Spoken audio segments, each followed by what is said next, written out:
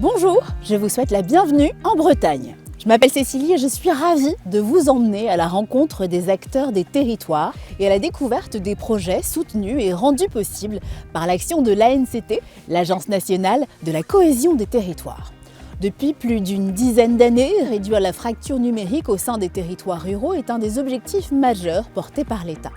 Au-delà de l'installation d'un réseau fibre performant au sein des communes, il s'agit d'accompagner les publics fragiles vers la connaissance des outils de demain. Ateliers numériques dédiés à l'emploi, déploiement de la fibre optique numérique sur mesure au sein des communes, nombreux sont les programmes et les initiatives mis en place afin de permettre aux habitants de Bretagne de vivre dans une région intelligemment connectée. Dans ce magazine, nous irons dans les Côtes-d'Armor, puis à Rennes, pour y apprécier les initiatives et les politiques locales au plus près des problématiques des territoires. Et en fin d'émission, nous rencontrerons Charlène Lescanf, secrétaire de mairie à Pléguien, un village de 1300 habitants. Elle nous expliquera l'accès au numérique dont a pu bénéficier sa commune. Mais c'est dans les Côtes-d'Armor que nous entamons nos rencontres. De nombreuses actions de l'ANCT s'y conjuguent au service de l'accès au numérique pour toutes et tous. Acteurs des territoires, c'est parti!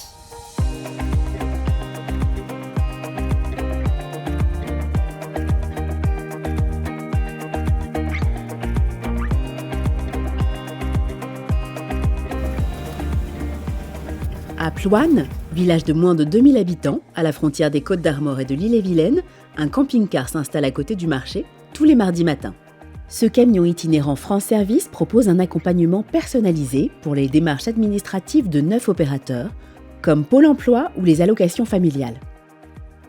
La revalorisation aurait déjà dû être prise en compte. Donc elle a été versée sur les 2 derniers mois. Ce camion est important parce qu'il est né du besoin du territoire. Ce sont vraiment les habitants qui ont fait émerger en fait cette idée. On répond énormément à pas mal de demandes. Depuis l'ouverture du service, donc en juin 2021, nous avons fait plus de 5000 accompagnements. On va avoir à peu près une trentaine de personnes à toutes les 2 sur une journée. Le fait d'avoir un deuxième avis, ça tranquillise. La deuxième chose, c'est que tout le monde n'est pas équipé en outils numériques, informatiques. Vous pouvez suivre avec moi ce que j'écris. Ça me semble aussi important de garder ce lien humain. Je vous laisse ma carte, madame, si jamais vous avez une question entre-temps. Ah oui, d'accord. Avec mon numéro. Merci beaucoup. Les autres jours de la semaine, le camion itinérant poursuit sa route pour proposer ses services aux petites communes voisines. Il existe 3 camions itinérants France Service dans les Côtes-d'Armor afin de couvrir l'ensemble du département. Du fait de la dématérialisation des services publics, c'est toute une population éloignée du numérique qu'il s'agit d'accompagner vers ces nouveaux usages. L'INSEE estimait en 2019 qu'en France, une personne sur 6 ne savait pas se servir d'Internet et qu'une personne sur 3 manquait des compétences numériques de base. Dans les Côtes-d'Armor, ce sont 18 espaces France Service qui ont été labellisés depuis 2020 pour pallier ce problème. Cap sur celui de Pléneuve-Valandré, une ville côtière à quelques kilomètres au nord de Saint-Brieuc.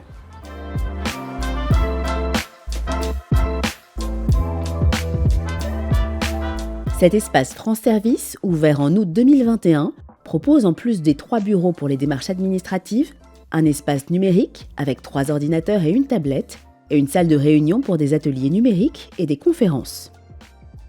La cybersécurité, c'est la pratique qui consiste à protéger les systèmes d'information, donc les ordinateurs et les téléphones. Je suis conseillère numérique. Ça consiste à accompagner les personnes qui sont pas ou peu à l'aise avec les outils numériques, donc l'ordinateur, la tablette ou le smartphone. Et le but, c'est qu'ils découvrent des choses ou qu'ils apprennent des choses pour être de plus en plus autonomes et pouvoir faire ce qu'ils veulent après sur Internet, que ce soit des démarches administratives ou des choses plus ludiques. Ouais. Alors justement, quel type d'atelier vous menez ici ? Alors il y a différents types d'ateliers. Il y a les parcours, donc ce que j'appelle moi les parcours en fait, qui sont des séances qui s'enchaînent les unes aux autres avec une logique de progression de l'une à l'autre. Et puis il y a les ateliers thématiques sur lesquels là c'est un petit peu plus à la carte où les gens s'inscrivent aux ateliers qu'ils souhaitent. Ici j'accueille principalement des personnes retraitées à 98%. J'ai quelques demandeurs d'emploi aussi. Ces personnes-là connaissaient pas du tout l'ordinateur avant et ça les freinait dans leur recherche d'emploi. Donc je les ai accompagnés de la découverte de l'ordinateur jusqu'à l'envoi de CV sur la plateforme de Pôle emploi, par exemple. Alors, dans quelle mesure vous considérez que c'est important de proposer cette offre aux Pléneuviens ? Alors c'est important parce que ça permet à certaines personnes qui étaient complètement en rupture avec les outils numériques de reprendre confiance en elles. Ça permet de retisser du lien social entre les personnes. Ça ramène vraiment de la cohésion et un milieu de vie en fait à Pléneuve-Valandré. Alors Monsieur le maire, est-ce qu'à Pléneuve-Valandré, qu'il y a beaucoup de vos administrés qui sont en difficulté face au numérique? À Pléneuve-Valandré, on a à peu près 64% de la population qui a plus de 65 ans et donc qui n'est pas forcément au fait du numérique. Qu'est-ce que l'ANCT et la labellisation France Service vous ont permis de financer concrètement ici? La mairie de Pléneuve-Valandré, on s'est engagé à restructurer ce bâtiment qui est notre ancienne perception. Et puis derrière, l'ANCT nous a permis, en y mettant cet espace France Service, de mutualiser des locaux pour pouvoir garantir un service de proximité pour les services de l'État. Et on a eu cette subvention également pour financer un emploi de conseiller numérique sur 2 années. L'avantage du conseiller numérique, c'est que ça nous permet d'avoir un lien entre les démarches en ligne que nécessitent un certain nombre de services publics et nos administrés qui, pour certains, ont des difficultés à faire leurs démarches sur Internet. L'accès au numérique dans les Côtes-d'Armor, comme dans toute la France, c'est aussi avant tout un objectif. Généraliser la fibre sur le territoire en 2025, objectif porté par le programme France Très Haut Débit.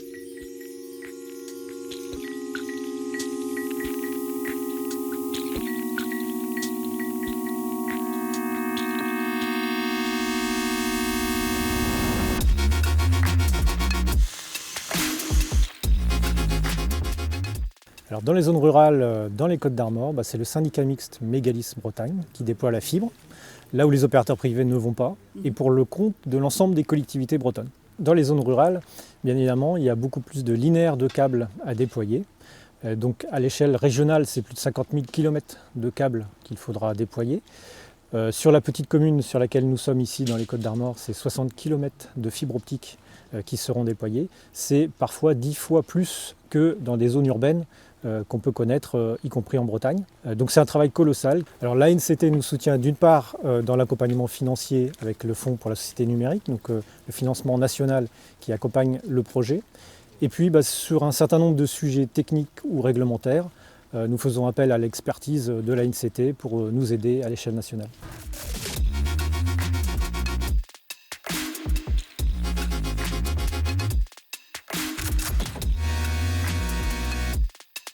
En Bretagne, c'est plus d'1 200 000 lignes qui doivent être déployées dans le cadre du plan France Très Haut Débit. Et en parallèle, le programme France Mobile vise à étendre le réseau 4G en France, dont les mises en service se succèdent déjà. L'arrivée du numérique en Bretagne comme ailleurs, c'est pouvoir profiter des opportunités créées pour pouvoir acquérir de nouvelles compétences et s'ouvrir à de nouveaux métiers. C'est ce qu'ambitionne le programme Société numérique de l'ANCT, afin de donner les clés de cet univers toujours plus vaste. Par exemple, à Brest, déjà pionnière il y a plus de 20 ans, l'accent a été mis sur la notion de coopération. La même philosophie règne au Fab Lab de Lorient, un espace dans lequel les inscrits peuvent suivre des formations à l'informatique ou au numérique. Un lieu d'échange où sont mises à disposition des imprimantes 3D pour réparer ou fabriquer ses propres objets. Cependant, il ne suffit pas d'avoir accès à Internet pour savoir s'en servir correctement. L'inclusion numérique des personnes éloignées de ces outils est primordiale pour ne laisser aucun citoyen de côté. Dans le cadre de France Relance, d'importants moyens ont également été mobilisés pour proposer des solutions d'accompagnement numérique aux Français à proximité de chez eux. Ainsi, en Bretagne, plus de 300 conseillers numériques France Service ont été formés et financés par l'État pour proposer des ateliers d'initiation numérique au plus proche des Français, comme on l'a vu précédemment avec Laura Jarnet à Pléneuve-Valandré. Le pass numérique fut également une mesure phare dont le département du Finistère fut lauréat.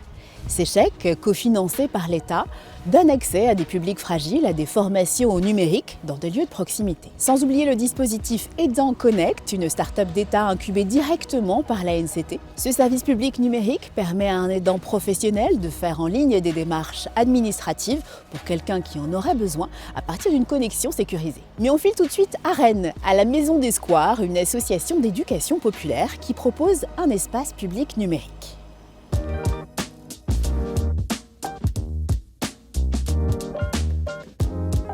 Alors justement, la Maison des Squares, c'est quoi ? Alors, la Maison des Squares, c'est une association d'éducation populaire de proximité. Donc, les adhérents proviennent de la partie très proche de ce quartier. On intervient sur les champs assez classiques pour une association de notre type. Donc, enfance, jeunesse, adultes et famille, parentalité, avec des points particuliers aussi sur un certain nombre de sujets. L'alimentation durable, le numérique. On a également un lab qu'on appelle le Mobilab parce qu'il a la capacité à pouvoir se déplacer en dehors de ses murs pour aller rejoindre les écoles, les groupes scolaires, d'autres associations pour porter du projet à l'extérieur. Voilà. Donc la Maison des Squares, c'est un référent dans le quartier. On essaye de, du moins. Espace public numérique, je vous présente Mickaël, qui est Bonjour, mon collègue animateur. Avec des ordinateurs à disposition, du coup. Ordinateur à disposition, on accueille sur le flux. Le flux, c'est-à-dire que je peux venir frapper à la porte et... C'est ça. Ce qui représente 2000 personnes par an qui franchissent la porte. Et qu'est-ce qu'on y fait, justement ? Un certain nombre de démarches administratives, réactualisation CAF, de la recherche d'emploi parfois, de la réactualisation CV qu'on essaie de mener en individuel ou parfois en coopération en tout petit collectif. Donc formation collective avec le conseiller numérique par exemple. On travaille aussi avec les établissements scolaires autour de la semaine sans écran par exemple, avec une des écoles du quartier là. Voilà un petit échantillon de ce qui peut s'y dérouler. Différentes actions de la Maison des Squares sont soutenues par l'ANCT, comme des ateliers sociolinguistiques sur le thème éducation adulte-parentalité, des séjours enfance-jeunesse qu'on appelle également colo apprenante. 2 postes de coordinatrices sont en partie financés par l'ANCT. Et enfin, le Mobilab de l'association Maison des Squares qui a obtenu le label Fabrique des territoires que nous allons tout de suite visiter. Le Mobilab, c'est un espace de création et de fabrication. Et en ce moment-là, se déroule un atelier de tissage. On a un certain nombre d'adhérentes notamment qui sont présentes pour expérimenter plusieurs techniques. Pourquoi vous êtes venu à l'atelier de tissage cet après-midi ? Par curiosité déjà. C'est ça, oui, moi aussi. Ce qui est intéressant aujourd'hui, c'est le lien pour faire les cartes. Et Oui. Et c'est ça qui m'intéresse aussi, moi. D'accord. C'est le tissage, voir, mais aussi quel est le lien avec le Fab Lab, là. C'est ça que j'attends. Voilà, l'idée, c'est de pouvoir se faire ici, de programmer la machine pour faire des petites plaquettes et des navettes.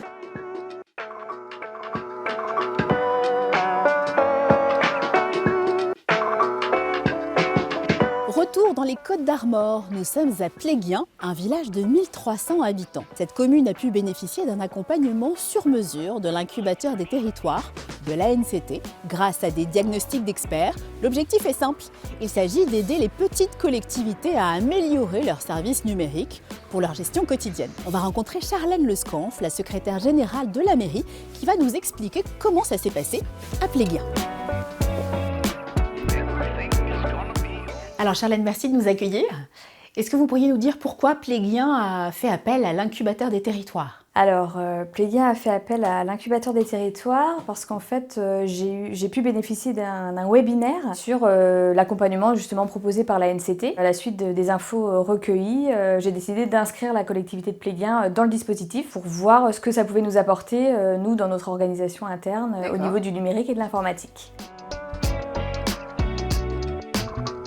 Cette experte, donc, qui est venue vous rencontrer, qui a-t-elle interrogé ? Elle a interrogé plusieurs personnes au niveau de la mairie, donc monsieur le maire, la secrétaire générale, les collègues de l'accueil de mairie et de l'agence postale, et plus largement aussi au niveau de l'intercommunalité, services informatiques et médiacentres, et ainsi que les habitants. Et alors, quels sont les résultats ? Qu'est-ce que vous avez pu obtenir ? Alors nous, le résultat, c'est qu'on a eu un bilan un peu de ce qui se faisait chez nous, d'où on en était sur le point de vue numérique informatique, et des préconisations sur ce qu'on pouvait déployer ou mettre en place, notamment avec un panel de ressources en libre accès, open source. D'accord. À moindre coût, parce que nous, les petites collectivités, c'est aussi la demande. Donc à la fin, vous avez un bilan clé en main et sur mesure, et vous faites ce que vous voulez. C'est ça. On a un livrable que maintenant on doit exploiter pour aller plus loin dans la démarche. Par exemple, on s'est arrêté sur tout ce qui était sécurité, gestion des mots de passe, des choses toutes simples, mais qui dans les petites collectivités, des fois, sont pas forcément au point, ou des choses comme ça. On nous a proposé des outils de gestion des mots de passe. Après, on a une réflexion aussi au niveau d'un projet de tiers-lieu qui va avoir le jour sur la commune d'ici quelques années. D'accord. Donc pareil, des ressources et des des outils pour faire fonctionner ce genre de structure. On est une petite commune rurale avec nos propres ressources et nos propres compétences. Donc il est important qu'on nous propose des outils propres aux petites communes, des outils qui sont déployés sur des plus grosses collectivités. Comme Rennes par exemple. Voilà, ne nous concernent pas forcément ou ne sont pas faciles à mettre en place, dans une telle structure. D'accord. Donc c'est vraiment aux petits oignons, si je puis me permettre l'expression. C'est ça, tout à fait. Très bien.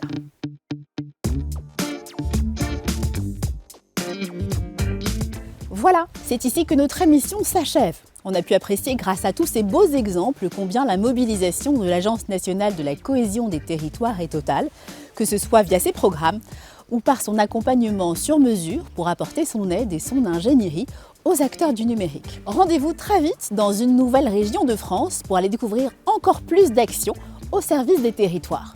À bientôt!